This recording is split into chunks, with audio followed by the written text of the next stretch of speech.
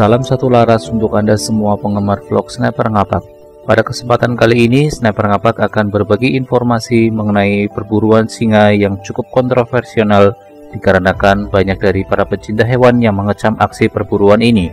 Sebelumnya, Anda perlu tahu bahwa tidak semua perburuan singa itu melanggar hukum, dikarenakan ada beberapa negara yang memberikan trofi khusus untuk perburuan singa ini.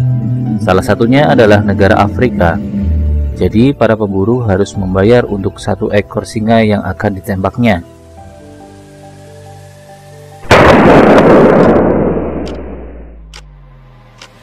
Sebagai informasi tambahan, singa dikenal sangat ditakuti dan menjadi predator tingkat 1 di padang savana Afrika, sehingga tidak ada predator lain yang berani mengusiknya, kecuali predator tingkat 1 di dunia, yaitu manusia.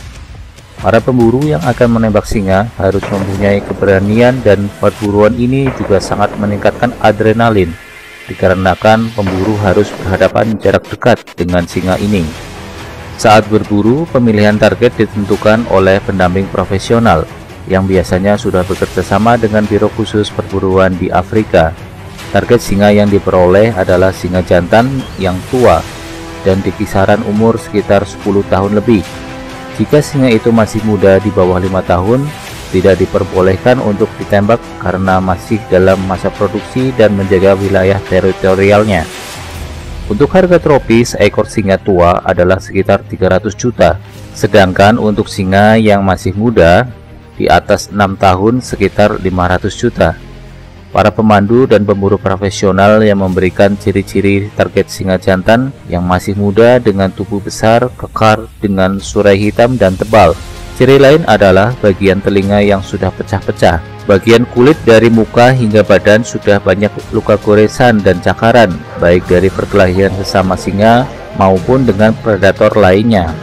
Perburuan raja singa terbesar dari Afrika ini tentunya harus mempunyai peralatan yang cukup, di mana senjata adalah alat yang utama. Senjata yang digunakan harus memiliki standar kaliber besar, dikarenakan singa merupakan hewan yang tidak mudah untuk ditumbangkan.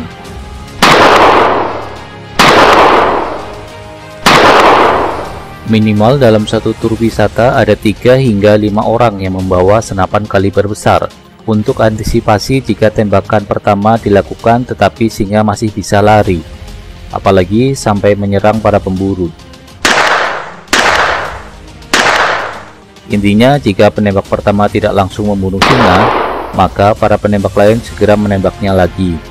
Karena sangat berbahaya jika singa mengetahui pemburu dan masih dalam keadaan terluka serta marah, kemudian menyerang tanpa adanya pemburu lain yang membawa senapan, maka tinggal tunggu giliran saja untuk diterkam. Perburuan singa di Afrika sekarang lebih sering menggunakan umpan daging yang diikatkan di pohon dan pemburu bersembunyi di gubuk buatan untuk menyanggong dan menunggu kedatangan singa. Biasanya untuk jarak tembak minimal 50 meter hingga 80 meter. Perburuan tidak boleh lebih dekat dikarenakan apabila singa yang ditembak tidak langsung mati dan melihat adanya manusia di dekatnya, maka dia akan merasa terancam dan menyerang. Bayangkan saja jika jarak tembak antara penembak dan singa hanya 10 meter dan singa tidak langsung mati ketika ditembak, maka sudah bisa dipastikan pemburu langsung menjadi sasaran kemarahan singa tersebut.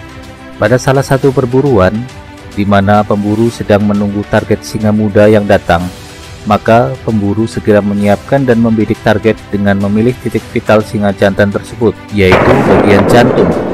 Tetapi bagaimanapun juga singa merupakan hewan yang mempunyai nyawa, maka pemburu harus menembaknya lagi jika tembakan pertama tidak langsung menumbangkan predator besar ini.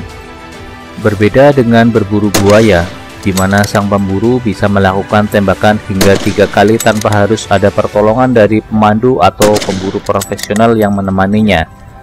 Berburu singa jantan yang masih muda sangat berbeda, dikarenakan apabila tembakan pertama tidak langsung mati dan menumbangkan target singa jantan terpilih, maka pemandu profesional segera membantu untuk menembak singa yang sudah terkena tembakan tadi, tanpa harus menunggu singa itu lari, bahkan jika mengancam para pemburu dalam tur wisata berburu di Afrika ini. Apabila pemburu bertemu dengan singa yang sudah mengetahui keberadaan Anda dan dia tidak lagi pergi, maka itu adalah kesempatan terbaik untuk membidik target dan memilih titik vital singa jantan besar ini. Pemburu akan sangat mudah menembaknya dan singa pun bisa langsung tertembak dengan luka yang fatal tentunya. Tetapi walaupun sudah ditembak, pemburu harus tetap ekstra hati-hati jika berhadapan dengan singa, karena singa masih mempunyai tenaga yang cukup kuat untuk berlari menyerang penembak, bahkan hingga menyergap dan menggigit bagian leher penembak. Berbeda ketika para pemburu menembak seekor rusa atau babi hutan, di mana target yang ditembak pada bagian perut biasanya akan lari.